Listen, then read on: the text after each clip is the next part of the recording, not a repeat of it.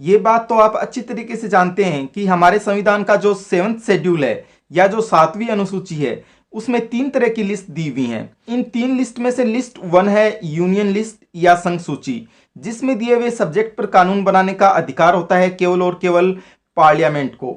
जबकि जो लिस्ट 2 है वो है स्टेट लिस्ट या राज्य सूची, जिसमें दिए हुए सब्जेक्ट पर कानून बनाने का अधिकार होता है राज्यों के राज्य विधानमंडल या स्टेट लेजिस्लेचर को। और इसके बाद एंड में लिस्ट 3 है कंकरेंट लिस्ट या समवर्ती सूची, जिसमें दिए हुए सब्जेक्ट पर कानून बनाने का अधिकार होता है पार्लियामेंट और स्टेट लेजिस्लेचर दोनों को ही। आज की वीडियो में हम बात करेंगे यूनियन लिस्ट या संघ सूची में दिए हुए सब्जेक्ट के बारे में, और वह भी इतनी आसान ट्रिक्स के साथ कि अगर एक बार आपने ये पूरी वीडियो ध्यान से देख ली तो उसके बाद में आप फ्यूचर में कभी भी जरा से भी कंफ्यूज नहीं होंगे कि ये पर्टिकुलर सब्जेक्ट यूनियन लिस्ट का है या नहीं। यूनियन लिस्ट के सारे सब्जेक्ट को ध्यान में रखने के लिए हमारे को ध्यान में रखने होंगे केवल 6 छोटे छोटे वर्ड्स। जी हाँ, केवल 6 छोटे छोटे वर्ड्स। इन 6 इंपॉर्टेंट वर्ड्स में से पहला वर्ड है आर्मी। क्या आपने कभी ऐसा सुना है कि ये पंजाब आर्मी आ गई, ये राजस्थान आर्मी आ गई? जाहिर सी बात है, कभी भी नहीं। बल्कि हम सब ने तो हमेशा एक ही वर्ड सुना है, इंडियन आर्मी। इसका सीधा सा मतलब ये हुआ कि आर्मी से रिलेटेड जितने भी सब्जेक्ट होंगे वो सारे के सारे दिए हुए होंगे यूनियन लिस्ट या संघ सूची में ही। जैसे कि firstly armed forces of union यानी संघ के सशस्त्र बल। सेकेंडली आर्म्स एंड एम्यूनिशन यानी अग्नायुद्ध और गोला बारूद। Thirdly Naval military and air forces यानी नौसेना, सेना और वायुसेना। फोर्थली कंटोनमेंट एरियाज यानी छावनी क्षेत्र। फिफ्थली डिफेंस, रक्षा। सिक्सथली वॉर एंड पीस यानी युद्ध और शांति। एंड सेवंथली एटॉमिक एनर्जी, परमाणु ऊर्जा। इस तरह से आर्मी से रिलेटेड कोई भी सब्जेक्ट देखते ही आपको समझ जाना है कि ये सब्जेक्ट तो निश्चित रूप से ही दिया हुआ होगा लिस्ट 1 में यानी यूनियन लिस्ट या संघ सूची में। आर्मी के बाद दूसरा वह इंपॉर्टेंट वर्ड जो कि हमें ध्यान में रखना है वो है फॉरेन। कहने का मतलब ये कि ऐसा कोई भी सब्जेक्ट जिसमें भारत से बाहर की चीजों के बारे में बात हो रही हो वो निश्चित रूप से ही दिया हुआ होगा यूनियन लिस्ट में ही। तो आइए फिर देखते हैं कि यूनियन लिस्ट में ऐसे कौन कौन से सब्जेक्ट हैं जो कि फॉरेन या भारत से बाहर की चीजों के बारे में बात करते हैं। फर्स्टली फॉरेन लोन यानी विदेशी ऋण। सेकेंडली फॉरेन अफेयर्स, विदेश कार्य। Thirdly treaties with foreign countries यानी विदेशों से संधि करना। Fourthly trade with foreign countries including import and export यानी विदेशों के साथ व्यापार जिसमें आयात और निर्यात शामिल है। फिफ्थली डिप्लोमेटिक रिप्रेजेंटेशन, राजनयिक प्रतिनिधित्व। इससे मतलब उन एम्बेसडर्स या राजदूतों से है जो कि भारत सरकार द्वारा विदेशों में अपॉइंट किए जाते हैं। सिक्सथली पिलग्रिमेजेस आउटसाइड इंडिया यानी भारत के बाहर की तीर्थ यात्रा। सेवंथली एक्सट्रेडिशन, प्रत्यर्पण। एट्थली यूनाइटेड नेशंस ऑर्गेनाइजेशन, संयुक्त राष्ट्र संघ। And lastly passport and visa. तो इस तरह से ये 9 सब्जेक्ट इस तरह के सब्जेक्ट हो गए जिनमें की बात की जाती है भारत से बाहर की चीजों के बारे में। लेकिन इसी कैटेगरी में अब आगे हम बात करेंगे कुछ यातायात के साधनों की भी, क्योंकि रेल, हवाई जहाज, पानी का जहाज, ये जो 3 तरह के यातायात के साधन हैं ये इस तरह के हैं जिनका हम सब उपयोग करते हैं केवल लंबी दूरियां तय करने के लिए। लंबी दूरियों का मतलब हो गया या तो एक राज्य से दूसरे राज्य में जाने के लिए या फिर देश से भी बाहर जाने के लिए। इसीलिए इनसे रिलेटेड सब्जेक्ट को भी जगह दी गई है यूनियन लिस्ट में, जो कि इस तरह से होंगे। Firstly railways. सेकेंडली एयरवेज यानी वायुमार्ग। थर्डली एयरक्राफ्ट, वायुयान। फोर्थली एयर नेविगेशन यानी विमान चालन। Fifthly piracy and crimes on high seas और इन द एयर यानी खुले समुद्र या आकाश में की गई दस्युता और अपराध। सिक्सथली मैरीटाइम शिपिंग एंड नेविगेशन यानी समुद्री पोत परिवहन और नौ परिवहन। सेवंथली लाइट हाउसेस, प्रकाश स्तंभ। एट्थली मेजर पोर्ट्स यानी महापतन या महाबंदरगाह। इसी के साथ वह सारे के सारे सब्जेक्ट कंप्लीट हो गए हैं जो कि किसी भी तरह से रिलेटेड हो सकते थे फॉरेन या इंडिया की बाहर की चीजों से। फॉरेन के बाद अगला वो कीवर्ड जो कि हमें ध्यान में रखना है वो है यूनियन। अब इतना दिमाग तो कोई भी लगा सकता है कि किसी सब्जेक्ट में अगर यूनियन वर्ड होगा तो जाहिर सी बात है कि वह सब्जेक्ट निश्चित रूप से ही दिया हुआ होगा यूनियन लिस्ट में। लेकिन यहाँ पर जो थोड़ी सी ध्यान रखने लायक बात है वो ये है कि यूनियन की जगह यूनियन से मिलते जुलते कुछ वर्ड्स जैसे कि नेशनल यानी राष्ट्रीय, सेंट्रल यानी केंद्रीय, इनको देखते ही भी हमें समझ जाना है कि इनसे रिलेटेड सब्जेक्ट भी निश्चित रूप से ही दिए हुए होंगे केवल और केवल यूनियन लिस्ट में ही। तो आइए फिर देखते हैं कि यूनियन, नेशनल और सेंट्रल जैसे वर्ड से रिलेटेड कौन कौन से सब्जेक्ट दिए गए हैं यूनियन लिस्ट में। Firstly, union public service commission, संघ लोक सेवा आयोग। Secondly, industries controlled by union, संघ द्वारा नियंत्रित उद्योग। Thirdly, public debt of union, संघ का लोक ऋण। तो ये तो थे वो सब्जेक्ट जहां की यूनियन वर्ड आ रहा था। अब बात करें अगर नेशनल वर्ड की, तो नेशनल वर्ड से रिलेटेड सब्जेक्ट होंगे जैसे कि नेशनल हाईवेज यानी राष्ट्रीय राजमार्ग। कहने का मतलब कि किसी भी सब्जेक्ट में अगर नेशनल या राष्ट्रीय वर्ड आ रहा है तो वो डेफिनेटली एक सब्जेक्ट होगा यूनियन लिस्ट का ही। नेशनल के बाद बात करें अगर सेंट्रल वर्ड की, तो इससे रिलेटेड सब्जेक्ट होगा central bureau of intelligence and investigation यानी केंद्रीय आसूचना और अन्वेषण ब्यूरो। इसके बाद इस कैटेगरी का अंतिम सब्जेक्ट होगा ऑल इंडिया सर्विसेज यानी अखिल भारतीय सेवाएं।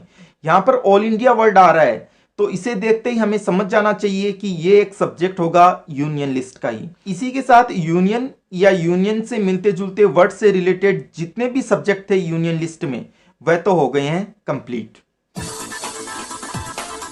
अगला जो इंपॉर्टेंट कीवर्ड हमें ध्यान में रखना है वो है करेंसी या रुपया।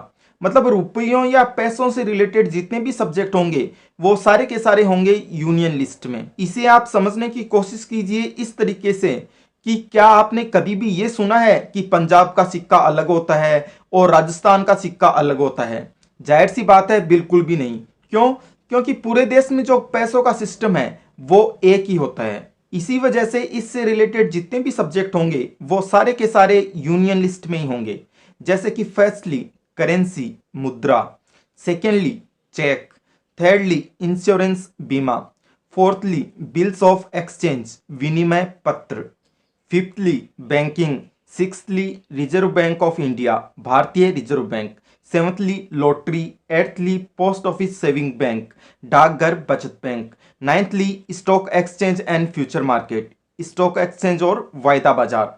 तो इस तरह से आप समझ गए होंगे कि रुपये या पैसों से रिलेटेड जितने भी सब्जेक्ट हैं वो सारे के सारे दिए गए हैं यूनियन लिस्ट में ही। अगला जो कीवर्ड है वह हमारे देश की इस तरह की संस्थाएं या इंस्टीट्यूशंस हैं जो कि पूरे देश में एक ही हैं। जैसे कि सुप्रीम कोर्ट हो गया, पार्लियामेंट हो गई, राष्ट्रपति हो गया, कैग हो गया, आदि आदि। अगर कोई इंस्टीट्यूशन पूरे देश में सिर्फ एक ही हो तो उससे रिलेटेड सारे सब्जेक्ट निश्चित रूप से ही दिए हुए होंगे यूनियन लिस्ट में। जैसे कि firstly constitution and jurisdiction of supreme court यानी उच्चतम न्यायालय का गठन और अधिकारिता। Secondly elections of parliament, thirdly elections of president, fourthly elections of vice president, fifthly salaries of president, union ministers and members of parliament यानी राष्ट्रपति, केंद्रीय मंत्रियों और सांसदों के वेतन। सिक्सथली इलेक्शन कमीशन यानी निर्वाचन आयोग। Seventhly powers and privileges of MPs यानी सांसदों की शक्तियां और विशेषाधिकार। एट्थली सैलरीज ऑफ कैग नियंत्रक महालेखा परीक्षक का वेतन। इसके बाद इस कैटेगरी का अंतिम सब्जेक्ट भी रिलेटेड होगा कैग से ही, जो कि है audit of accounts of union end of states यानी संघ और राज्यों के लेखाओं की संपरीक्षा। इसी के साथ ही हमारे देश में जो इस तरह की संस्थाएं या इंस्टीट्यूशंस हैं जो कि पूरे देश में केवल एक ही हैं, उनसे रिलेटेड सब्जेक्ट भी हमने कर लिए हैं कंप्लीट। इस वीडियो में अब आगे बढ़ने से पहले मैं आपको एक ऐसा ट्रिकी सेंटेंस बताऊंगा जिसकी मदद से ये सारे के सारे 5 कीवर्ड्स आपको ध्यान में रह जाएंगे आसानी से। वो ट्रिकी सेंटेंस है यूनियन आर्मी ने फॉरेन से 1 पैसा भी नहीं लिया। तो पहला कीवर्ड हो गया यूनियन, दूसरा कीवर्ड हो गया आर्मी, इसके बाद तीसरा कीवर्ड हो गया फॉरेन और फिर चौथा कीवर्ड हो गया एक। मतलब इस तरह की संस्थाएं या इंस्टीट्यूशंस जो कि पूरे देश में केवल एक ही हैं। और फिर अंत में 5वां कीवर्ड हो गया पैसा या करेंसी। तो इस सेंटेंस की मदद से ये 5 कीवर्ड्स आपके ध्यान में रह जाएंगे बहुत ही आराम से। एक बात आप हमेशा ध्यान रखिए एग्जामिनेशन व्यू पॉइंट से कि जब भी किसी सब्जेक्ट में टैक्स या कर लिखा हुआ आ जाए तो उसका मतलब आप समझ लेना कि ये सब्जेक्ट कंकरेंट लिस्ट में तो हो ही नहीं सकता। क्यों नहीं हो सकता? क्योंकि कंकरेंट लिस्ट में दिए हुए सब्जेक्ट पर कानून बनाने का अधिकार दोनों को होता है, पार्लियामेंट को भी और राज्यों को भी। जबकि टैक्स एक ऐसी चीज है जिसके बारे में आपको स्पेसिफिकली ये बताना पड़ेगा कि या तो इस पर अधिकार पार्लियामेंट का है या फिर राज्यों का है। यही कारण है कि टैक्स से रिलेटेड सारे के सारे सब्जेक्ट या तो स्टेट लिस्ट में होंगे या यूनियन लिस्ट में, लेकिन कभी भी कंकरेंट लिस्ट में नहीं होंगे। बात करें अगर यूनियन लिस्ट में दिए हुए टैक्स से रिलेटेड सब्जेक्ट की, तो वो इस तरह से हैं। फर्स्टली कॉरपोरेशन टैक्स यानी निगम कर। सेकेंडली ड्यूटीज ऑफ कस्टम्स यानी सीमा शुल्क।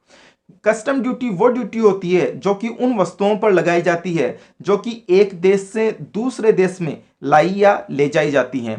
तो ये एक तरह की इंटरनेशनल ड्यूटी हो गई, इसीलिए इसे जगह दी गई है यूनियन लिस्ट में। कस्टम ड्यूटी के बाद टैक्स से रिलेटेड तीसरा सब्जेक्ट होगा स्टेट ड्यूटी ऑन प्रॉपर्टी यानी संपत्ति पर संपदा शुल्क। लेकिन इसमें कृषि भूमि पर लगने वाली स्टेट ड्यूटी शामिल नहीं है। असल में स्टेट ड्यूटी वो टैक्स होता है जो कि किसी आदमी की मौत होने पर उसकी जितनी भी प्रॉपर्टी है उसकी टोटल वैल्यू पर लगाया जाता है। कहने का मतलब कि जब किसी आदमी की मृत्यु होने पर उसकी प्रॉपर्टी को उसके उत्तराधिकारियों को देने की बारी आती है, तब उस प्रॉपर्टी की कुल वैल्यू पर स्टेट ड्यूटी लगाई जाती है। स्टेट ड्यूटी के बाद टैक्स से रिलेटेड चौथा और अंतिम सब्जेक्ट है टैक्स ऑन इनकम यानी आय पर कर। लेकिन इसमें एग्रीकल्चरल इनकम पर लगने वाला टैक्स शामिल नहीं है। अभी तक आपने ये बात तो नोटिस कर ली होगी कि पिछले दो सब्जेक्ट में एग्रीकल्चर वर्ड आते ही उस सब्जेक्ट को यूनियन लिस्ट में शामिल नहीं किया गया है। आखिर इसका रीजन क्या है? इसका रीजन ये है कि अगर किसी भी सब्जेक्ट में कहीं भी एग्रीकल्चर वर्ड आ जाए तो फिर वह स्टेट लिस्ट के अंडर में आ जाएगा, क्योंकि एग्रीकल्चर वर्ड पूरी तरह से स्टेट लिस्ट का सब्जेक्ट है।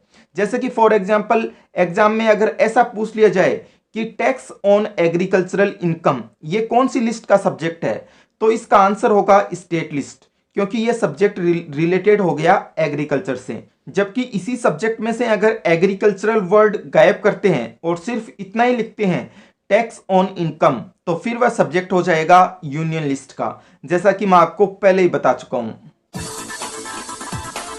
वीडियो के इस लास्ट पार्ट में हम यूनियन लिस्ट के कुछ ऐसे इंपॉर्टेंट सब्जेक्ट के बारे में बात करेंगे जो कि किसी एक पर्टिकुलर कैटेगरी से बिलोंग नहीं करते। जैसे कि फर्स्टली पेटेंट एंड कॉपीराइट यानी पेटेंट और प्रतिलिपि अधिकार। सेकेंडली पोस्ट एंड टेलीग्राफ यानी डाक और तार। Thirdly telephone. Fourthly interstate trade and commerce यानी अंतर्राज्यीय व्यापार और वाणिज्य। इस सब्जेक्ट में ध्यान रखने लायक बात यह है कि जब भी ये इंटर स्टेट वर्ड आपको दिखे किसी भी सब्जेक्ट में, तो आपको ये देखते ही ये समझ जाना है कि ये सब्जेक्ट कभी भी स्टेट लिस्ट में तो हो ही नहीं सकता। क्यों नहीं हो सकता? क्योंकि इंटर स्टेट वर्ड का मतलब होता है दो या दो से अधिक राज्यों से रिलेटेड। इसी कैटेगरी का अगला सब्जेक्ट है सिटीजनशिप यानी नागरिकता। इसे आपको इस तरह से ध्यान में रखना है कि क्या आपने कभी ऐसा सुना है कि मैं पंजाब का नागरिक हूं, वो राजस्थान का नागरिक है? जाहिर सी बात है, कभी भी नहीं। आपने तो हर बार सिर्फ यही सुना है कि मैं भारत का नागरिक हूं। इसका मतलब नागरिकता एक सब्जेक्ट है यूनियन लिस्ट का। इसके बाद इस कैटेगरी का अंतिम सब्जेक्ट है सेंसस यानी जनगणना। इसे आप कुछ यूं ध्यान में रखिए कि मान लीजिए जनगणना का सब्जेक्ट स्टेट लिस्ट में डाल दिया जाए तो क्या होगा। एक राज्य फरवरी में जनगणना कर रहा है तो दूसरा दिसंबर में कर रहा है, तीसरा अगले साल कर रहा है, तो ऐसे तो नहीं चल पाएगा। इसलिए जो जनगणना का ये सब्जेक्ट है उसे डाल दिया गया है यूनियन लिस्ट में, ताकि पूरे देश में एक साथ एक ही सिस्टम के तहत जनगणना की जा सके। वीडियो के इस बिल्कुल एंड में जाते जाते मैं आपको उन 3 कॉमन सब्जेक्ट के बारे में और बता देता हूं जो कि हर लिस्ट के एंड में दिए हुए होते हैं, चाहे वो स्टेट लिस्ट हो, कंकरेंट लिस्ट हो या फिर यूनियन लिस्ट हो। ये कॉमन सब्जेक्ट इस तरह से होंगे। फर्स्टली इस लिस्ट में दिए हुए सब्जेक्ट से रिलेटेड कोई भी ऑफेंस या अपराध। सेकेंडली इस लिस्ट में दिए हुए किसी भी सब्जेक्ट से रिलेटेड फीस।